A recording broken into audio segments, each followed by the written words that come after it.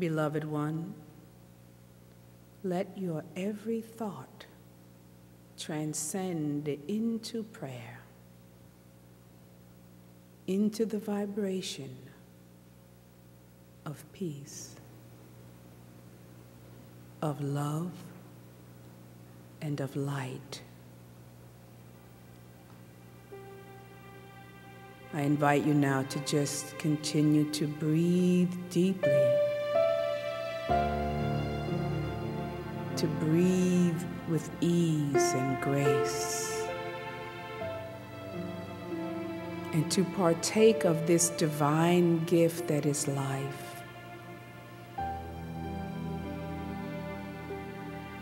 The scripture says the breath of life is the Almighty, and it giveth us understanding, which is light and awareness. So breathe deeply to enlighten your being, your consciousness, to bring yourself into the awareness of God's presence, of the goodness of life. Regardless of your circumstances and conditions, we know that the ultimate expression of life is that it is divine. So we plant the seeds of divinity in our conscious awareness. And the seed of who you are as God's beloved, God's magnificent expression is now unfolding, blooming into beauty. We are blooming into beauty, into life, into love. We are blooming where we are planted. In the midst of your situation, circumstance, or condition, we bloom in the midst of where we are. Lift your face towards the light as all that is planted seeks the light, and let God heal and bless and grow you through. God is growing you through your life and affairs. So just give thanks as you rest in the silence. Peace, be still.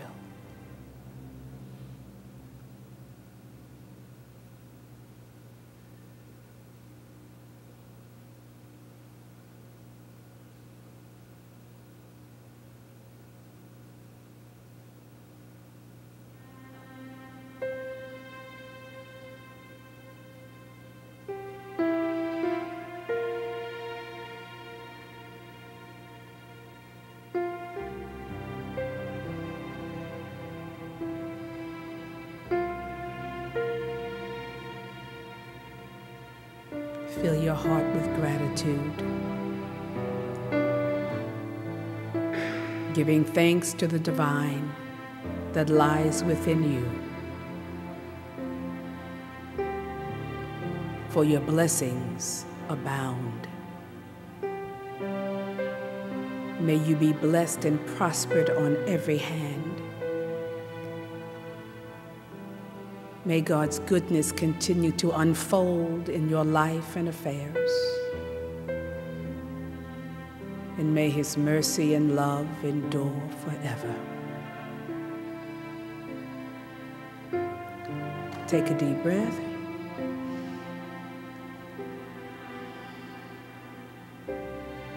And so it is. Amen and amen.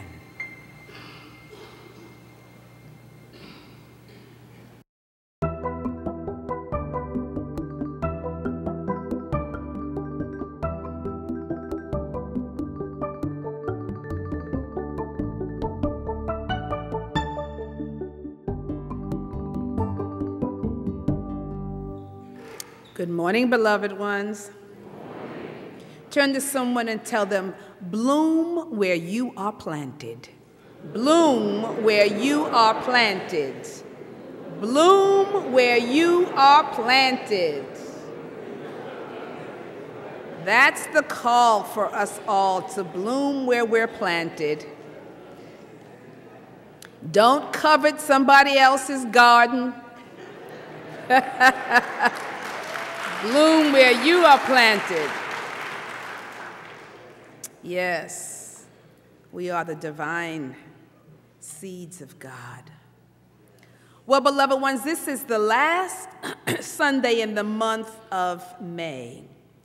And it is also the end of the National Meditation Month. If you were here on the 1st of May, I told you about May being National Meditation Month, and I actually challenged you all to commit to meditating every day during this month. Now, I'm not going to ask how many of you did it. I won't. But this is what I know. If you did do it every day, consistently, for the month of May, then you must have experienced a change. If you did it every day, you had to undergo some type of change. There had to be a shift in your consciousness on some level. Because the moment you commit to meditating on a consistent basis, something happens. Meditation changes your vibration. It changes the way you experience life, and it will change the way you express in life. And it will do so in such an easy, graceful manner.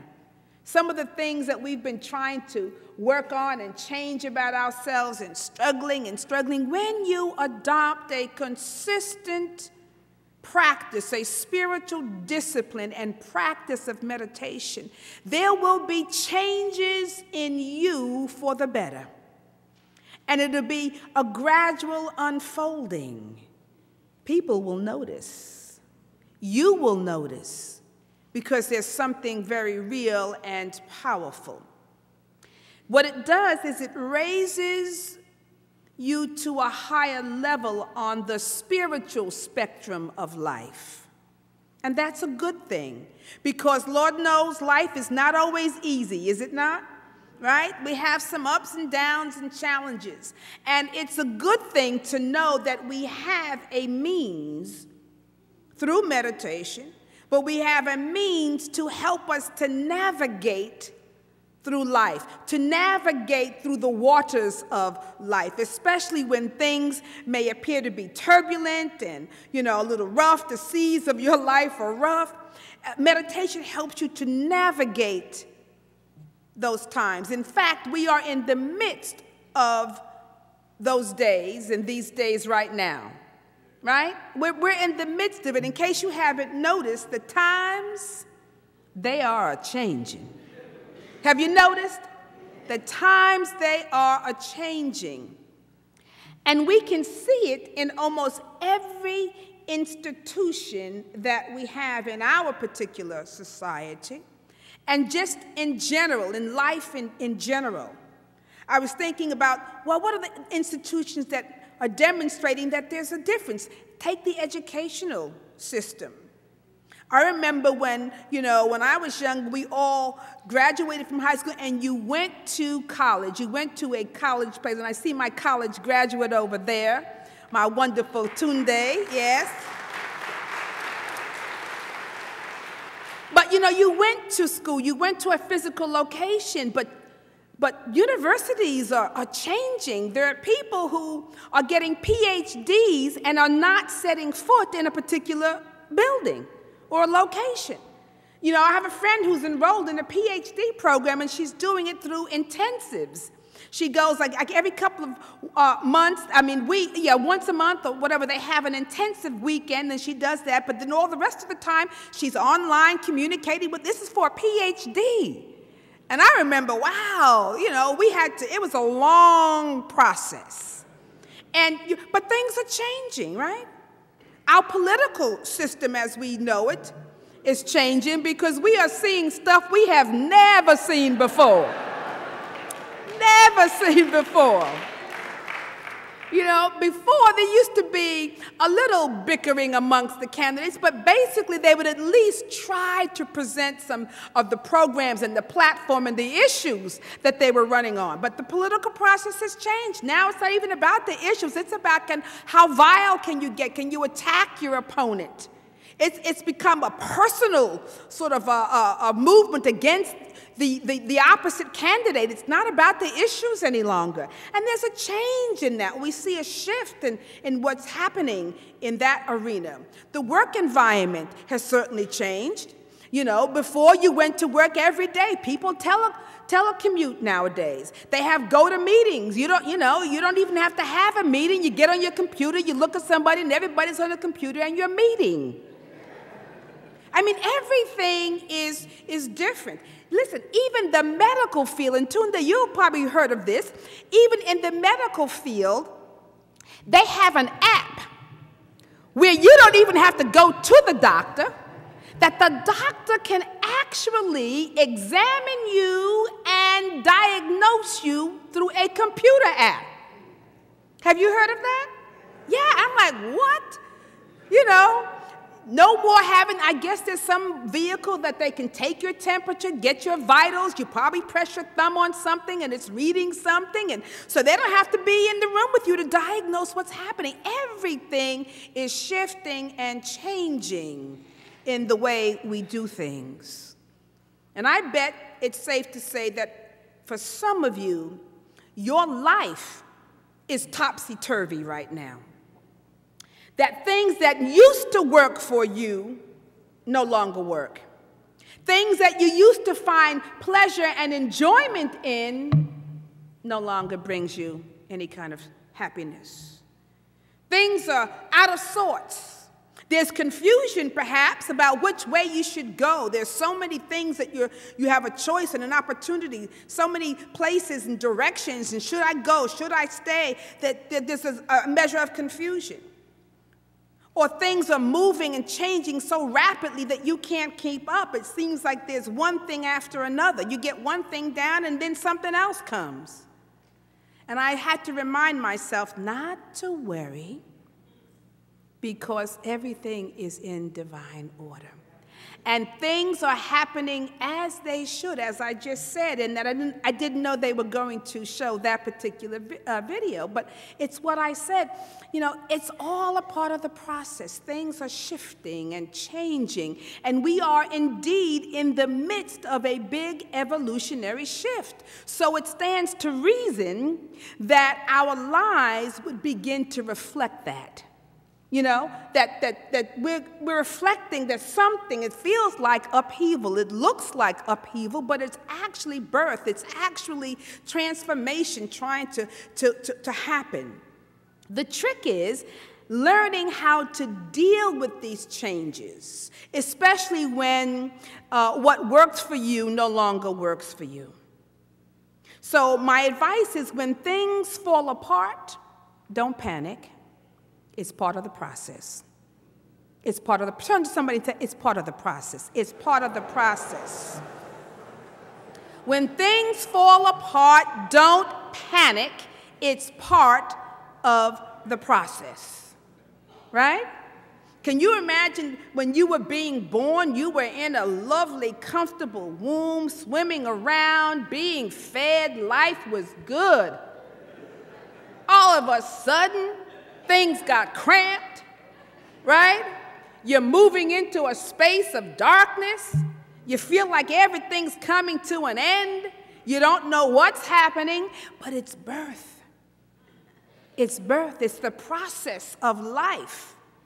And sometimes when we're in the midst of that and in the throes of that process, we forget that something beautiful is about to be birthed and expressed.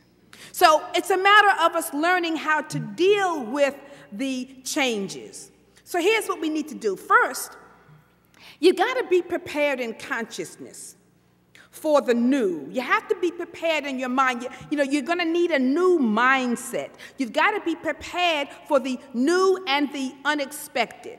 See, we're used to just having things be the way they were, and we're quite comfortable in that.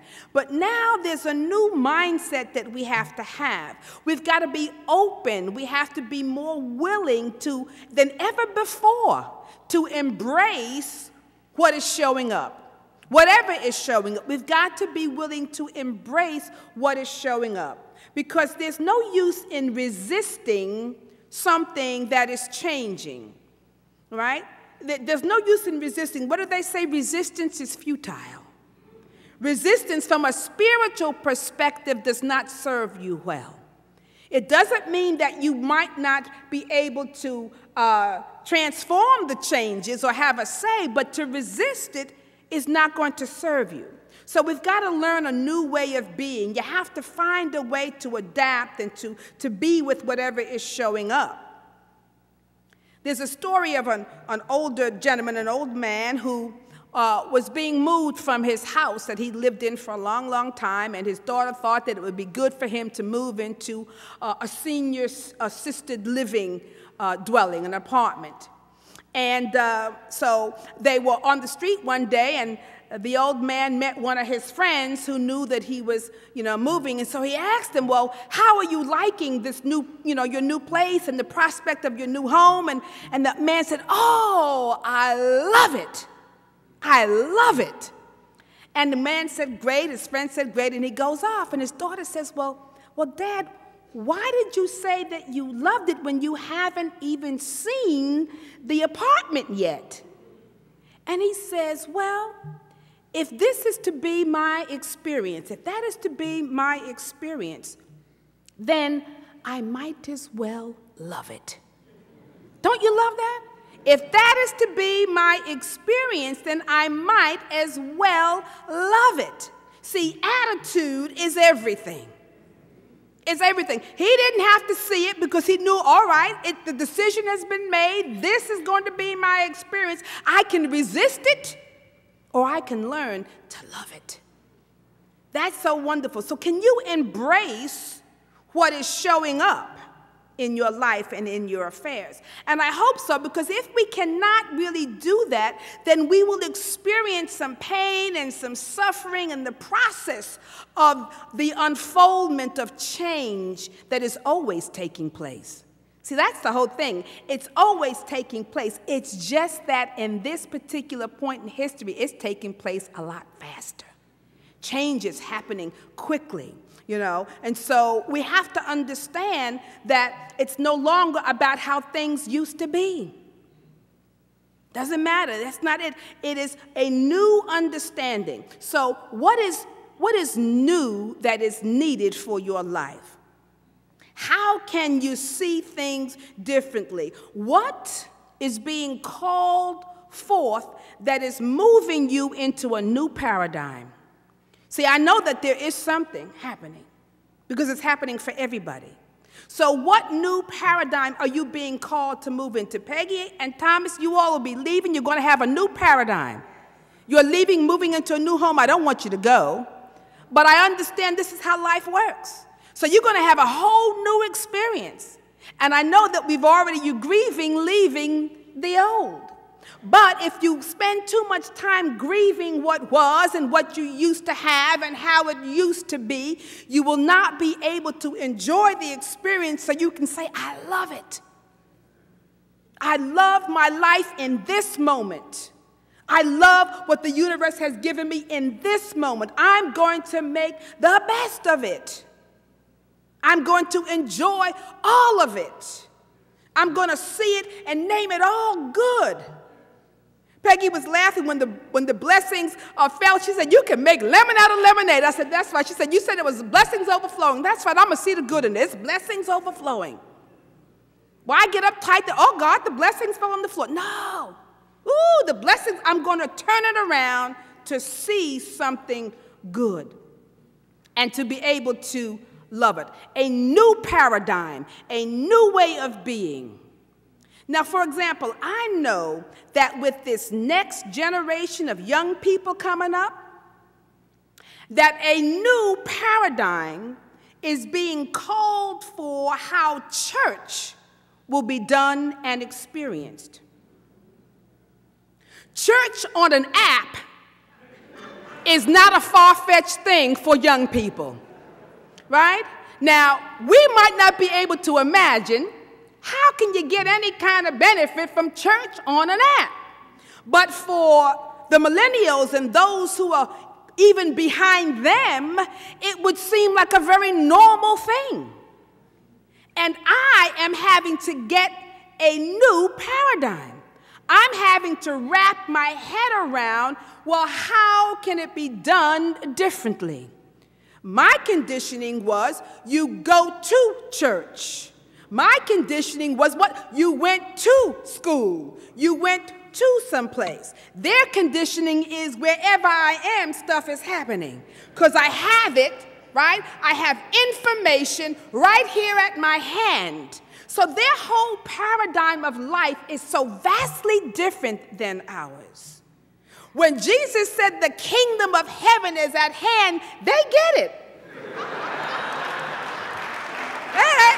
Yeah. I got it. It's in my hand. So there's a whole new way of being. And I could resist it all I want. But that isn't going to serve. That isn't going to help.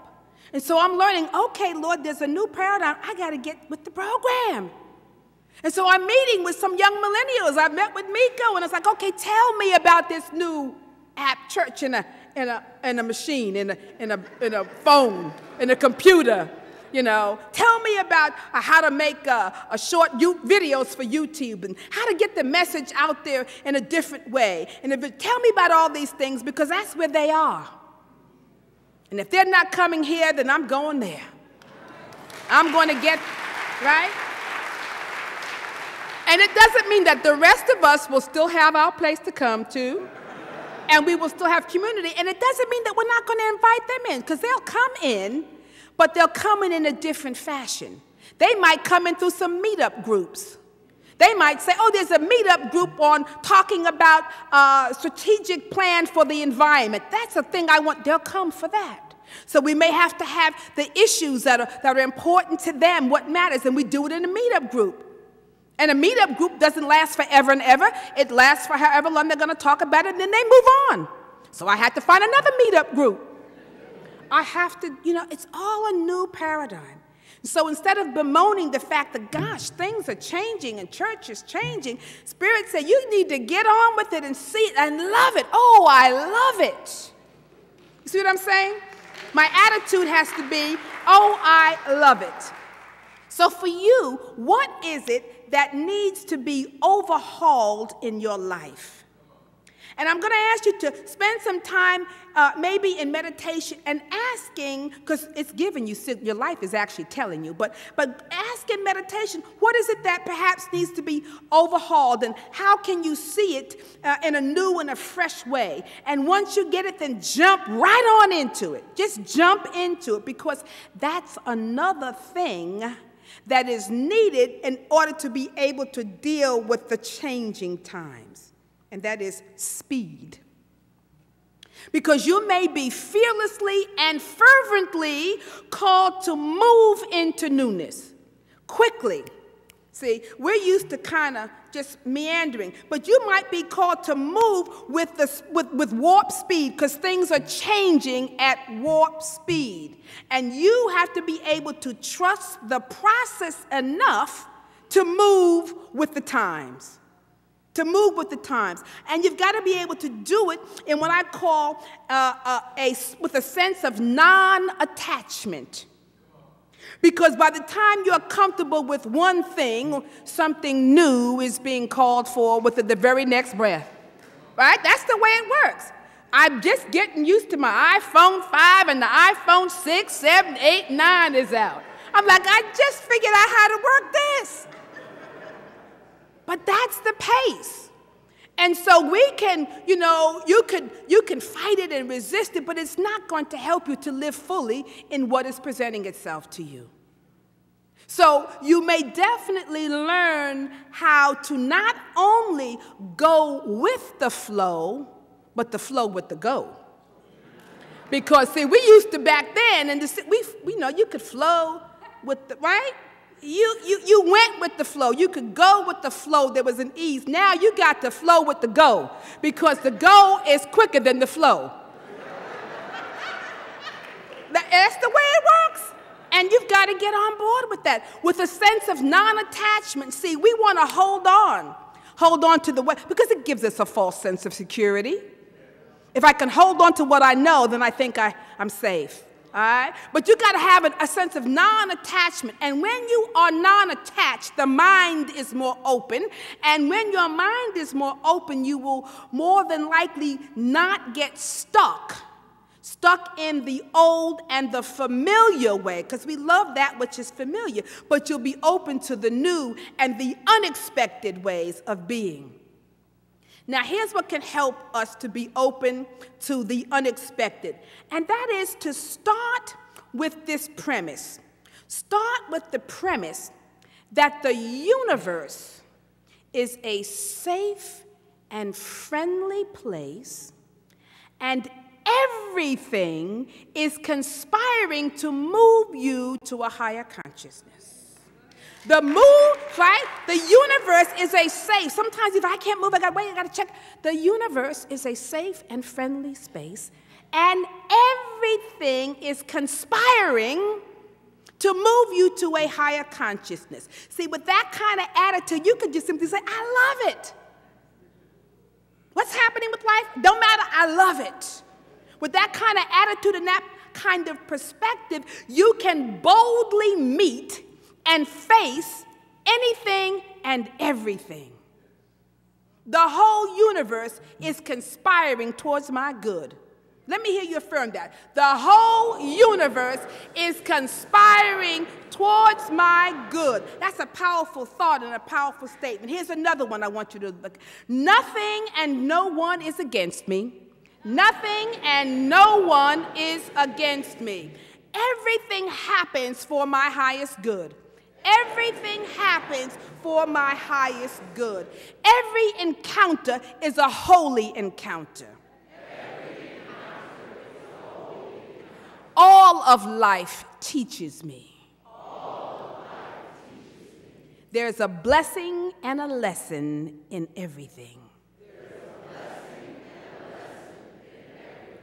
Do you feel that? Yes.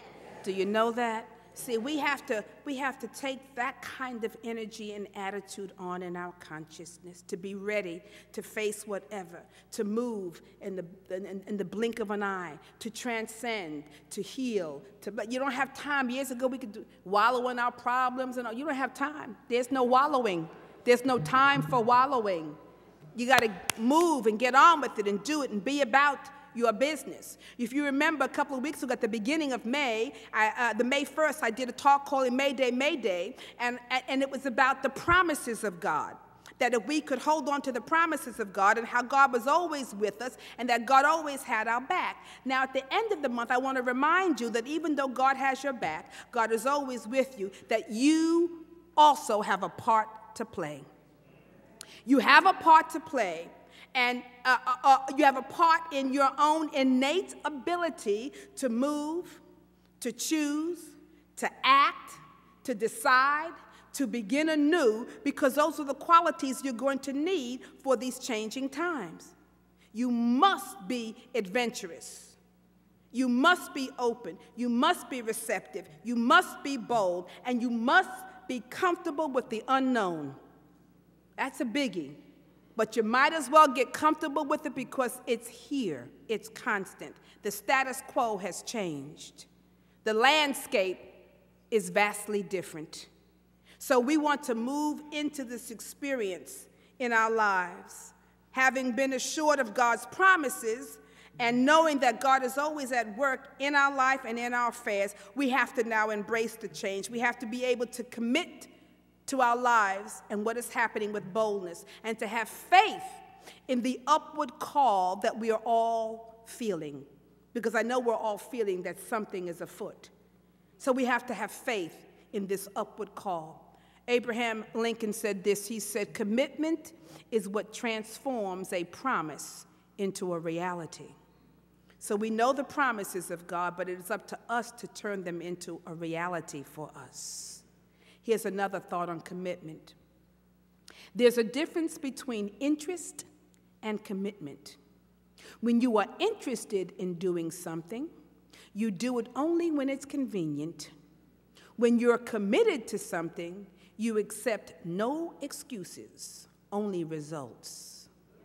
So in order for us to grow into this new era, this new unfolding, we've got to be on the growing edge of life. We have to not only have a fair amount of commitment, but we have to have a commitment to change. Mahatma Gandhi said this quote that we're all going around saying, that we must be the change we wish to see in the world. Well, how are you going to be a change agent when you're fearing change? How are you going to be the change you wish to see in the world when you yourself are holding on? We must be the change we wish to see, right, in the world. We're it.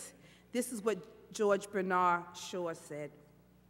Progress is impossible without change, and those who cannot change their minds cannot change anything. I want you to think about that. Progress is about moving forward, and in order to move forward, something has to change. And if you cannot change your mind, you cannot change anything. Jim Rohn said this, your life does not get better by chance. It gets better by change. I love that. It's not a chance happening. It's change. Conscious choice to change. Conscious choice to be present. So what is calling for change in your life? What is not serving you well any longer? What is life pushing you to grow through? What are you resisting the most right now? And what is occurring in your life over and over and over? Because if you listen to your life, you will see your next level of growth and transformation.